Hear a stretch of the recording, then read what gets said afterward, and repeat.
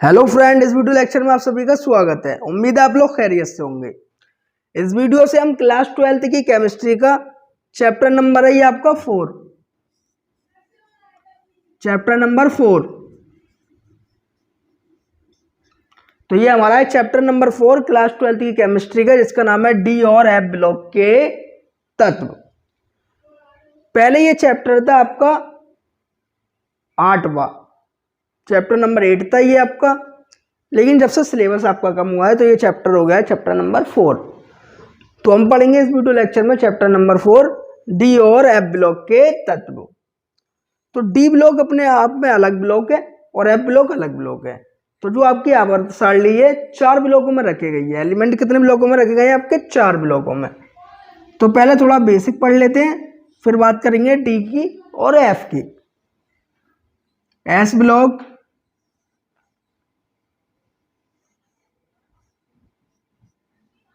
तो आपके जो एलिमेंट है S block, P block, D block और एफ ब्लॉक में रखे गए हैं।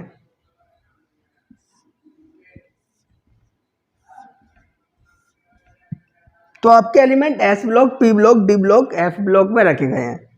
और एस ब्लॉक के अंदर जो एलिमेंट होते हैं आपके,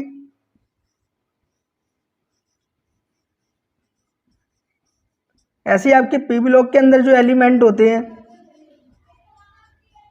तो एस ब्लॉक के अंदर जो एलिमेंट है उन्हें एस ब्लॉक के एलिमेंट कहते हैं। जो पी ब्लॉक के अंदर आते हैं एलिमेंट उन्हें पी ब्लॉक के एलिमेंट कहते हैं। जो डी ब्लॉक के अंदर आते हैं एलिमेंट उन्हें डी ब्लॉक के एलिमेंट कहते हैं।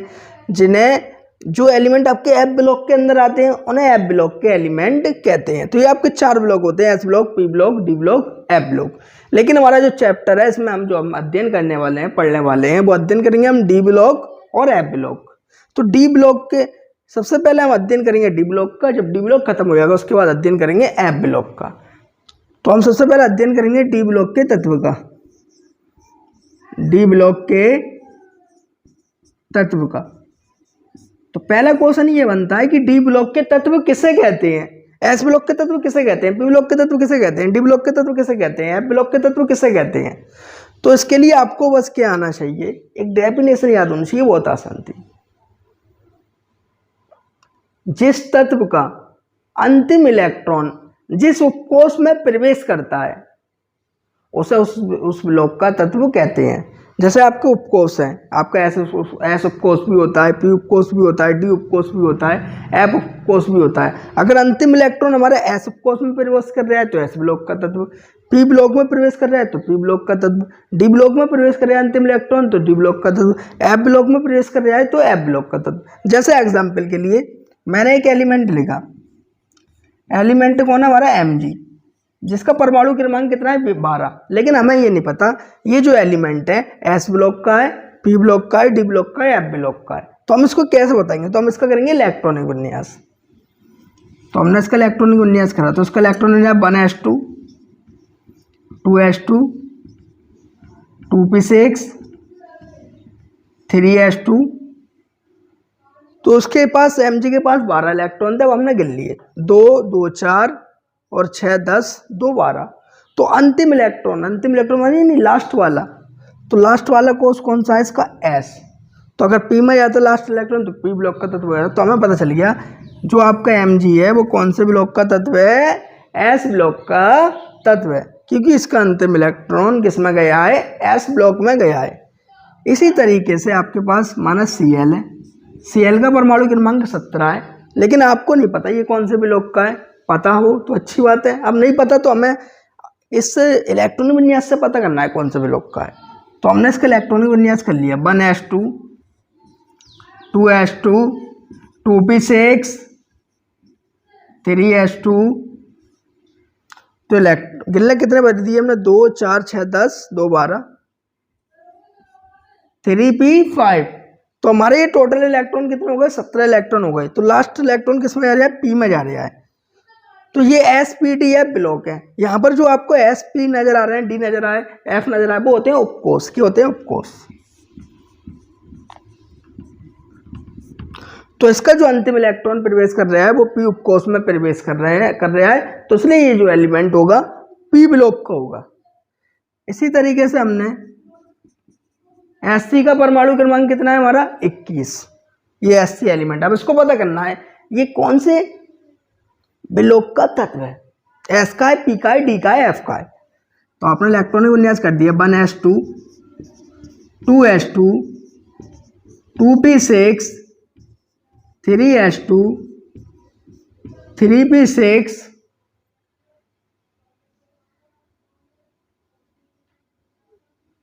तो ये हो गया आपका 1s2 2s2 2p6 3s2 3p6 4s2 तो यहाँ तक कितने हो गए आपके 20 हो गए। 4 6 10 2 12 6 18 2 20 और 3d1। तो इसका अंतिम इलेक्ट्रॉन किस में गया है, डी में गया है। तो ये कौन से ब्लॉक का तत्व है, डी ब्लॉक का है। अब सुनिए, जिस तत्व का अंतिम इलेक्ट्रॉन एस ब्लॉक में प्रवेश करता है उसे एस ब्लॉक के तत्व कहते हैं। तो सिंपल सी डेफिनेशन है, एस ब्लॉक के तत्व कैसे कहते हैं, जिस तत्व का अंतिम इलेक्ट्रॉन एस ब्लॉक में प्रवेश करता है एस ब्लॉक के तत्व कहलाते हैं। जिस तत्व का अंतिम इलेक्ट्रॉन पी ब्लॉक में प्रवेश पी उपकोष में प्रवेश करता है पी ब्लॉक के तत्व कहलाते हैं। जिस तत्व का अंतिम इलेक्ट्रॉन डी उपकोष में प्रवेश करता है डी ब्लॉक के तत्व कहलाते हैं। तो हमारी हेडिंग थी डी ब्लॉक के तत्व। तो डी ब्लॉक के तत्व किसे कहते हैं, जिस तत्व का अंतिम इलेक्ट्रॉन डी उपकोष में प्रवेश करता है डी ब्लॉक के तत्व कहलाते हैं। अब ये आपको कैसे पता चलेगा, आपको इलेक्ट्रॉनिक विन्यास आना चाहिए। तो जिसको बच्चों को इलेक्ट्रॉनिक विन्यास नहीं आता हो वो मेरी और भी वीडियो बहुत सारी डली है इलेक्ट्रॉनिक विन्यास पे, अफवाह ने मैंने पूरा समझाया हुआ है, वो उस वीडियो को देखें, एकदम डाउट क्लियर हो जाएगा। तो यहाँ तक इतना हुआ, जिस तत्व का अंतिम इलेक्ट्रॉन डी उपकोष में प्रवेश करता है डी ब्लॉक के तत्व कहलाते हैं। अगर हम एफ ब्लॉक की बात करते हैं, जिस तत्व का अंतिम इलेक्ट्रॉन एफ उपकोष में प्रवेश करता है एफ ब्लॉक के तत्व कहलाते हैं। तो हमारी हेडिंग है डी ब्लॉक के तत्व। पहले हम डी ब्लॉक को पढ़ लेंगे, उसके बाद अध्ययन करेंगे हम एफ ब्लॉक का। तो जिन तत्वों का अंतिम इलेक्ट्रॉन डी उपकोष में प्रवेश करता है उन्हें डी ब्लॉक के तत्व कहते हैं, क्योंकि इसका अंतिम इलेक्ट्रॉन किस में गया, डी उपकोष में गया, इसलिए इसे क्या कहते हैं, डी ब्लॉक के तत्व कहते हैं। तो जो आपका एस सी है इसका नाम है स्कैंडियम, ये कौन से ब्लॉक का तत्व है, एस डी ब्लॉक का तत्व है आपका। ये आयनित तथा सहसंयोजी आबंध के मध्यवर्ती गुण रखते हैं। तो जो आपके डी ब्लॉक के तत्व होते हैं ये आयनित यानी आयनिक बंध, जो आपके डी ब्लॉक के तत्व होते हैं ये आयनिक बंध और सहसंयोजी आबंध जो होता है इनके बीच के रखते हैं, अपने आप में गुण रखते हैं। इसके कारण इन्हें संक्रमण तत्व भी कहते हैं। तो एक क्वेश्चन आ जाता है, संक्रमण तत्व किसे कहते हैं। तो जो आपके डी ब्लॉक के तत्व होते हैं उनको ही संक्रमण तत्व कहते हैं। तो डी ब्लॉक के तत्वों को संक्रमण तत्वों के नाम से भी जाना जाता है। इसी तरह एफ ब्लॉक के तत्व होते हैं उनको अंतर संक्रमण तत्वों के नाम से भी जाना जाता है। ये तत्व 4, 5, 6, 7 आवर्त। तो आवर्त क्या होते हैं, जो आपकी लेटी लेटी पंक्तियां होती हैं आवर्त सारणी में उन्हें हम क्या बोलते हैं, आवर्त बोलते हैं। और जो आपकी खड़ी खड़ी पंक्तियां होती हैं, लाइनें होती हैं, उनको हम क्या बोलते हैं, वर्ग बोलते हैं। तो आपकी जो चौथा आवर्त है, पांचवा आवर्त है, लेटी लेटी पंक्तियां हैं, छठा आवर्त है, सातवां आवर्त है, उसमें कौन से एलिमेंट स्थित है, आपके डी ब्लॉक के तत्व स्थित है। तो जो आपका चौथा आवर्त है उसमें एलिमेंट डी ब्लॉक के कितने हैं, 10। पांचवें आवर्त में कितने हैं, 10। छठे आवर्त में कितने हैं, 10। सातवें आवर्त में कितने हैं, 10। ऐसे चारों आवर्त में डी ब्लॉक के 10 10 10 10 एलिमेंट उपस्थित हैं। ऐसे टोटल जाके कितने हो जाते हैं, 40 हो जाते हैं। 12वें समूह, तो 12वें समूह का मतलब ये कह रहा है, जो 12वां आपका समूह है सेकंड बी समूह, तो 12वां जो सेकंड बी समूह के तत्व है जिसमें जिंक, कैडमियम और मरकरी को संक्रमण तत्व नहीं कहा जाता है। तो ये आपको कैसे पता चलेगा ये संक्रमण तत्व क्यों नहीं कहा जाता। हमने पढ़ लिया किनको, जिंक को, कैडमियम को, Hg, मरकरी को संक्रमण तत्व नहीं कहा जाता। क्यों नहीं कहा जाता और किसको संक्रमण तत्व कहा जाता है। तो इस बात को एकदम हम लिखा नहीं छोड़ेंगे, इसको एकदम अंदर तक जाएंगे, डिटेल तक, जब तक कि आपके समझ में नहीं आया कि संक्रमण तत्व इसको क्यों नहीं कहा जाता और किसको कहा जाता है। तो Zn का हमें सबसे पहले याद होना चाहिए परमाणु क्रमांक। तो Zn का जो परमाणु क्रमांक होता है वो कितना होता है, 30 होता है। तो Zn का हम क्या कर लेते हैं, इलेक्ट्रॉनिक विन्यास। तो Zn का परमाणु क्रमांक कितना होता है, 30, और इसका हम क्या कर लेते हैं, इलेक्ट्रॉनिक विन्यास। तो 1s2 2s2 2p6 3s2 3p6 4s2 3d2 वो सॉरी 3d10। तो आपका जो जिंक है Zn है, Zn के पास कितने इलेक्ट्रॉन थे? 30। 2 4 6 10 2 12 6 18 2 20 और 10 30। तो हमने जिंक का इलेक्ट्रॉनिक विन्यास करा तो डी में कितने आ गए? 10 इलेक्ट्रॉन हो गए। लास्ट इलेक्ट्रॉन डी में गया तो ये किसका है? डी ब्लॉक का तत्व है। लेकिन इसे संक्रमण तत्व क्यों नहीं कहा जाता? इसके लिए आपको थोड़ी नॉलेजफुल बातें बता दें। ये आपका एस उपकोष है और ये कौन सा है? पी उपकोष। ये आपका कौन सा उपकोष है? डी उपकोष। ये आपका कौन सा उपकोष है? एफ उपकोष। तो जो आपके एस पी डी एफ उपकोष होते हैं इनके अंदर ऑर्बिटल पाए जाते हैं, कक्षक पाए जाते हैं। तो एस उपकोष होता है, इसके पास एक ऑर्बिटल होता है डिब्बे के टाइप का। एक ऑर्बिटल में जो है 2 इलेक्ट्रॉन भरे जाते हैं। तो एस में अधिकतम जो इलेक्ट्रॉन भरे जाते हैं वो कितने भरे जाते हैं? 2। पी में कितने भरे जाते हैं? 6, क्योंकि आप देख सकते हैं पी में अधिकतम इलेक्ट्रॉन कितने हैं? 6। डी में जो अधिकतम इलेक्ट्रॉन भरे जाते हैं वो कितने भरे जाते हैं? 10। और एफ में जो अधिकतम इलेक्ट्रॉन भरे जाते हैं कक्षक में वो भरे जाते हैं कितने? 14, यानी आपके 14। तो हमें ये पता है एक डिब्बे में 2 इलेक्ट्रॉन भरे जाते हैं, तो 6 इलेक्ट्रॉन के लिए पी उपकोष के पास कितने ऑर्बिटल होंगे, कितने डिब्बे होंगे? तो हमें पता है एक में 2 आ रहे हैं, तो 3 में कितने आएंगे? 6। तो पी के पास आपको पता चलिए कितने डिब्बे होंगे? 3। अब ये डी उपकोष है, इसके बाद 10 इलेक्ट्रॉन है तो उसके बाद कितने डिब्बे होंगे? 3 4 5। ये एफ उपकोष, इसके बाद कितने होंगे? 7। 2 3 4 5 6 7। तो जो एस उपकोष होता है इसके पास एक ऑर्बिटल होता है जिसमें 2 इलेक्ट्रॉन भरे जाते हैं। पी उपकोष होता है इसके पास 3 ऑर्बिटल होते हैं जिसमें 6 इलेक्ट्रॉन भरे जाते हैं, एक ऑर्बिटल में 2 इलेक्ट्रॉन भरे जाते हैं। और जो आपका डी उपकोष होता है इसके पास 5 ऑर्बिटल होते हैं, 5 ऑर्बिटल में 10 इलेक्ट्रॉन भरे जाते हैं। और जो आपका एफ उपकोष होता है इसके पास कितने ऑर्बिटल होते हैं? 7, जिसमें 14 इलेक्ट्रॉन भरे जाते हैं। अब जो जिंक है ये संक्रमण तत्व क्यों नहीं है? ये जो ऑर्बिटल होते हैं 2 तरह के होते हैं ऑर्बिटल। एक होते हैं पूर्ण ऑर्बिटल, एक होता है अपूर्ण ऑर्बिटल। अब जैसे ये क्या है? आपका एस उपकोष है, इसमें 2 इलेक्ट्रॉन भरे जाते हैं। तो जो इलेक्ट्रॉन भरा जाता है एक भरा जाता है ऊपर की ओर, एरो से दिखाते हैं इलेक्ट्रॉन को, और एक भरा जाता है नीचे की ओर। तो एस उपकोष में अधिकतम 2 इलेक्ट्रॉन भरे जाते हैं, कम से कम एक हो जाए, कम से कम कितने हो जाए, लेकिन अधिकतम क्या है? 2 है इसकी लिमिट। तो ये क्या, इसमें 2 पूरे के पूरे इलेक्ट्रॉन भर गए, तो ये जो आपका ऑर्बिटल कहलाएगा वो क्या कहलाएगा? पूर्ण। ठीक है, तो ये जो एस उपकोष का जो ऑर्बिटल है एक, ये क्या कहलाएगा? आपका पूर्ण। अब पी उपकोष की बात करें, पी उपकोष में क्या है? आपके 3 इलेक्ट्रॉन है, तो ये क्या है? आपका अपूर्ण, यानी पूरा फुल भर जाए। अब जैसे मैंने इसमें ये कर दिया तो उसमें 3 ऑर्बिटल है, एक आपका जो ऑर्बिटल है वो क्या है? पूर्ण है, और 2 क्या है? अपूर्ण। अगर हम पूरे पी उपकोष की बात करें तो हम कहेंगे जो पी उपकोष है वो क्या है? अपूर्ण है, और जो एस उपकोष है वो क्या है? हमारा पूर्ण है, तो ये क्या है? अपूर्ण। तो पूर्ण मतलब पूरा भरा हुआ कक्षक, पूरा भरा हुआ उपकोष, और अपूर्ण मतलब अधूरा उपकोष। तो ये वाला जो है आपका ये एस उपकोष क्या है? पूर्ण है, पूरे भरा हुआ है इलेक्ट्रॉन से, ये क्या है? अपूर्ण। अब डी उपकोष की बात करें,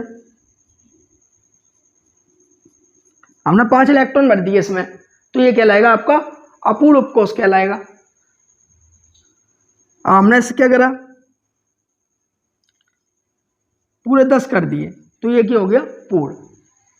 तो अगर आपका जो अब हम बात कर रहे हैं तो मैंने समझाने में बताया एस उपकोष में क्या है? पूर्ण। मैन हमारा क्या है? डी ब्लॉक चल जाए तो हम किसकी बात करेंगे? केवल डी ऑर्बिटल की बात करेंगे, क्योंकि हमारा अंतिम इलेक्ट्रॉन न एस में जा रहा न पी में जा रहा, हमारा किस में जा रहा है? डी में जा रहा है। तो हम किसकी बात करेंगे? केवल डी ऑर्बिटल की। अगर आपका डी ऑर्बिटल पूरा फुल आ रहा है, डी में पूरे के पूरे 10 इलेक्ट्रॉन भरे हुए आ रहे हैं, तो अगर आपके डी में पूरे के पूरे 10 इलेक्ट्रॉन भरे हुए आ रहे हैं तो वो एलिमेंट, वो आपका क्या होगा? संक्रमण तत्व नहीं होगा। तो जिसके डी ऑर्बिटल में पूरे के पूरे 10 इलेक्ट्रॉन भरे आ रहे हैं, उसका जो डी कक्षक है वो क्या है, भरे हुए हैं सारे के सारे। डी उपकोष पूरा का पूरा भरा हुआ है, उसमें जगह नहीं है, यानी डी उपकोष पूरा पूर्ण है। और जिसका डी उपकोष पूरा पूर्ण होगा वो संक्रमण तत्व नहीं होगा। और जिसका डी उपकोष अपूर्ण होगा, जैसे स्कैंडियम भी क्या है, डी ब्लॉक का तत्व है, इसके क्या है 3d1। तो डी में कितना होते हैं आपको पता ही है, डी में 5 ऑर्बिटल होते हैं, 1 2 3 4 5।